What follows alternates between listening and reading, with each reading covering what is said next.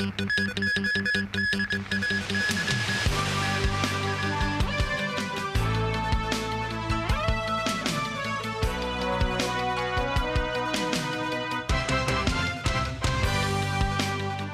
evening and welcome to TVB News. Results of this year's Hong Kong Diploma of Secondary Education Examination, or HKDSE, will be out tomorrow. According to the Examinations and Assessment Authority, some 18,000 candidates fulfill the general entrance requirements of the city's publicly funded universities. And this year, there are 10 DSE top scorers. Mimosa reports. In a press conference today, the Hong Kong Examinations and Assessment Authority said more than 49,000 students sat the HKDSE this year.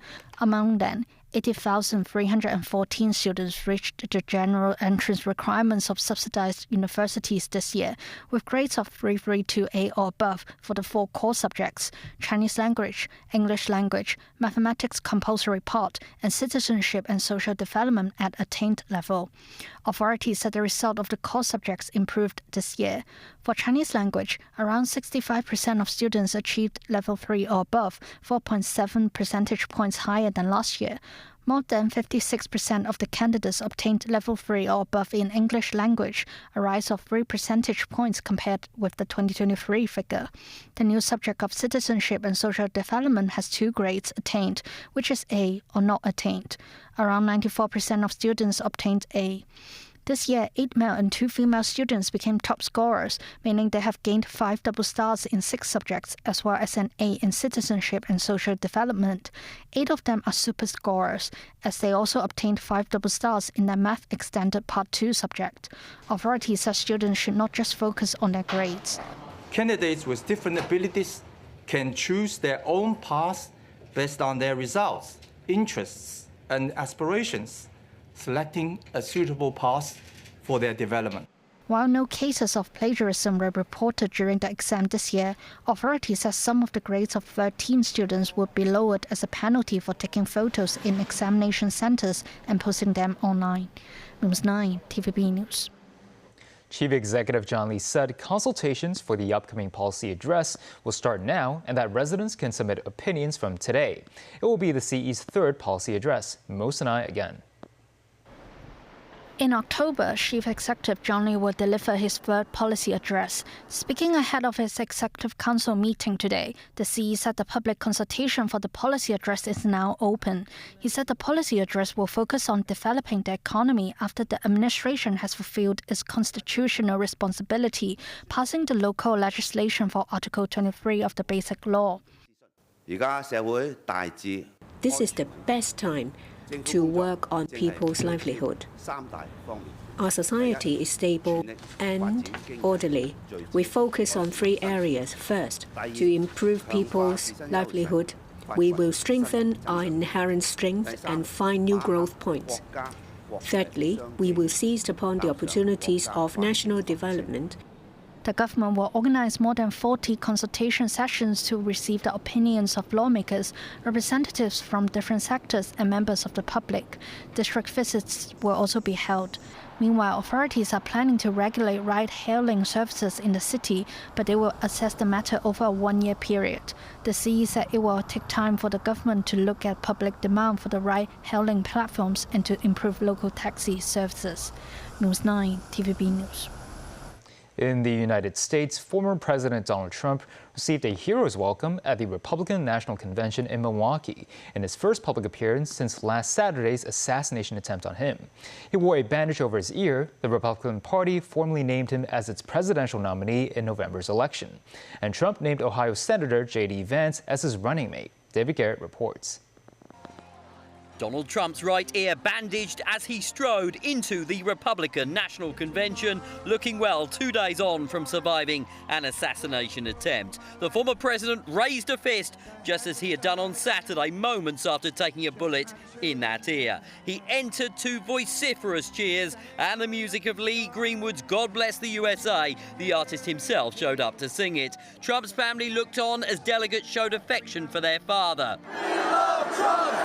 We love Trump! Republicans stood and cheered for long moments. Trump mouthed thanks and clapped. Trump was briefly emotional, and now, as the official Republican presidential nominee, took a place next to his selected running mate, J.D. Vance. But this moment was all about Trump. He was venerated on stage and on the floor. USA! USA! Earlier, Trump had emphatically gained the official nomination. In contrast to Democrat Joe Biden, there are no doubts here.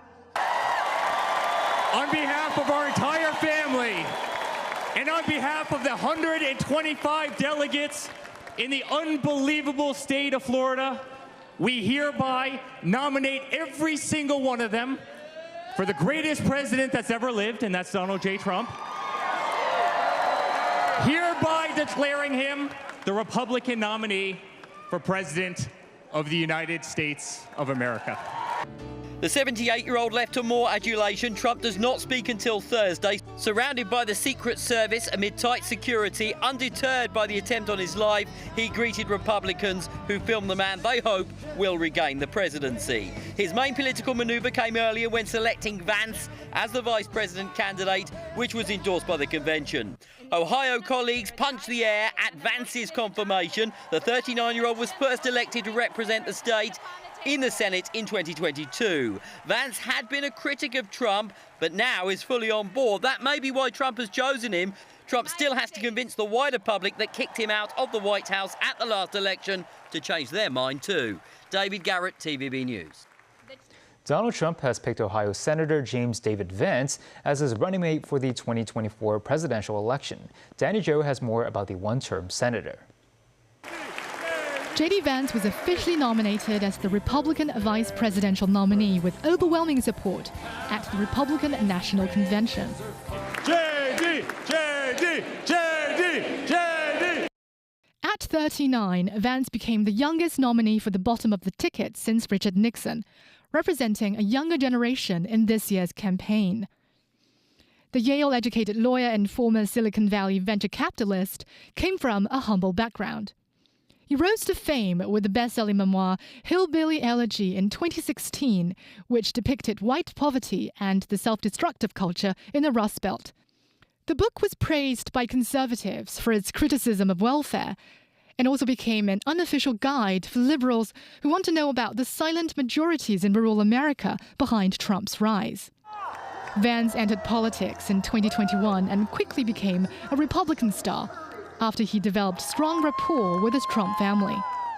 Vance, who once criticized Donald Trump as America's Hitler, has since made a 180 turn to become a steward ally of Trump and established himself as a MAGA loyalist. Vance is publicly against abortion rights and LGBT rights, while vehemently opposing aid for Ukraine and U.S. involvement in international affairs, which has sparked concerns among European politicians. Europeans also worry that Vance's protectionist impulses would cast a shadow on the US-EU trade relationship. Meanwhile, Vance branded China as the biggest threat to America and advocated a hawkish stance towards Beijing on tariff hikes and weapons for Taiwan. Domestically, some Republican supporters think that Vance, as a populist Midwest conservative, would do little to help Trump win votes in swing states and may even alienate moderates. And Vance's anti-corporate stance and support for antitrust crackdown on big tech companies may unnerve some major donors of the Republican Party. 4 donors reportedly said they felt let down after the nomination of Vance. Danny Jo, TVB News. Still ahead, Germany abstains from EU vote on tariffs on Chinese-made electric vehicles. And final preparations for this year's Hong Kong Book Fair.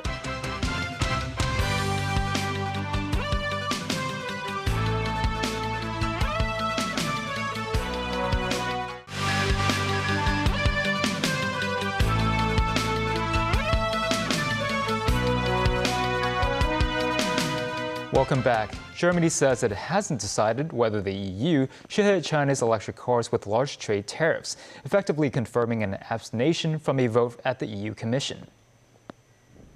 Berlin's economic ministry says Germany contributed to Monday's discussion in the European Commission, and it seeks a rapid and consensual solution with China. Italy and Spain voted to back stipulations. The non-binding vote will influence whether the Commission, which oversees trade, is more likely to impose massive duties of up to 38% on cheap Chinese EVs. There is a 4-month consultation period during which Brussels and Beijing may still work out a compromise.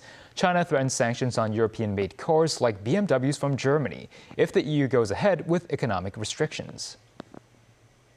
In the first half of 2024, 21 million tourists visited Hong Kong, a 64% year-on-year increase. Mainland tourists accounted for more than 76% of all visitors. Helen Chen reports. In June this year, multiple events were held in Hong Kong to attract tourists, including the Hong Kong International Dragon Boat Races. During this time, the amount of visitors to the city also increased. According to the Hong Kong Tourism Board, roughly 31.3 million people visited Hong Kong last month, a 14% increase from the same period last year. 21 million people visited Hong Kong in the first half of this year, with a daily average of 116,000. Out of the visitors, about 76% of them came from the mainland, accounting for more than 16.1 million people, a 60% increase from last year. Non-mainland visitors from places such as Europe, the US, and Macau increased by 80%, with the amount of short-haul visitors doubling. The amount of new market visitors increased by 1.5 times. Half of the tourists were overnight visitors, staying for an average of 3.2 days in Hong Kong. The favorite spot for tourists is Tsim Sha Tsui, including the Avenue of Stars and the Star Ferry. Ms. Pan from Hubei says she mainly took her children to look at the cultural spots and museums so they can better understand Hong Kong's culture.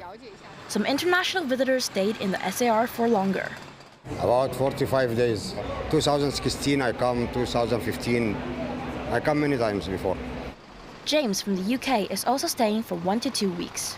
For me, there's more I would say more Western influences in Hong Kong. Music, fashion, those seem like things that Hong Kong does well, especially fashion, food, all those things. Keep speaking good English and then people will obviously come because it's easy to communicate with people. Timothy Tsui, the executive director of the Hong Kong Tourism Association, said tour group numbers have not reached pre-pandemic levels. He suggested authorities could provide incentives such as overnight rewards to encourage tour groups to stay in Hong Kong overnight. According to the Hong Kong Tourism Board, on a 10-point scale, the overall satisfaction rate of tourists to Hong Kong reached 8.7 points as of January to May this year. The overall intention to revisit and recommendation rates both reached 94%. Helen Chen, TVB News. The annual Hong Kong Book Fair will commence tomorrow and will remain open to the public for 7 days. The Hong Kong Trade Development Council, which organizes the event, said it is confident about this year's people flow thanks to the recent opening of the Shenzhen-Zhongshan link, which could bring in more shoppers. But some exhibitors believe there will be a drop in business as more people flock north for shopping.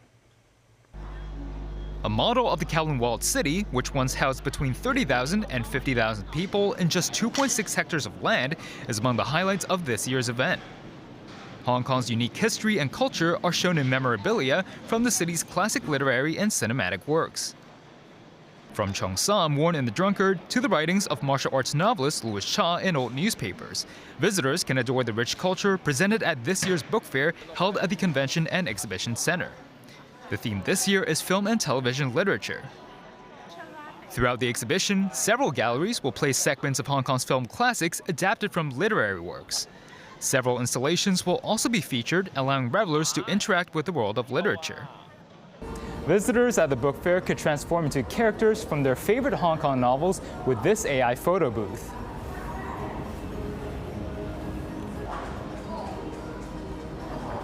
Organizers hope attractions such as this could generate more interest in the city's native literature scene.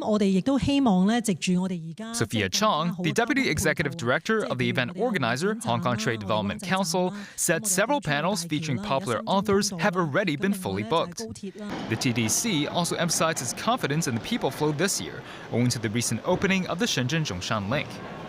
But not all share the same positive outlook. Some exhibitors selling children's teaching materials said they cut expenditure on the fair by half and noted an expected drop in business.